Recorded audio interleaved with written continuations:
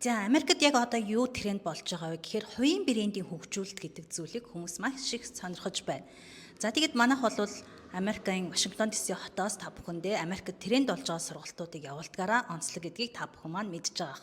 За тэгэхээр одоо яг бүгдээрээ та өнөөдөр бизнесийн стратеги өөрчлөх ийм цаг үед ирсэн байна. Таны борлуулалт чинь сайн явахгүй, хуучин хэрэгжилжсэн маркетингийн арга чинь нэг л сайн явж өгөхгүй, хэрэгжихгүй байх юм бол дараагийн бизнесийн стратеги бодох хэрэгтэй цаг болсон гэсэн. За тэгэхээр энэ ямар арга вэ гэхээр одоо бид нэр хувийн брэндээ хөгжүүлэх, бизнес эхлүүлэх байгаа хүмүүс, бизнес эрхэлж байгаа хүмүүс, коуч, ментор, үйлчлэгээний байгууллагын эзэд хувийн бараа бүтээгдэхүүнээ борлуулдаг хүмүүсгээ бүгд хүмүүс маань одоо хувийн брэндээ хөгжүүлэх цаг болсон байна.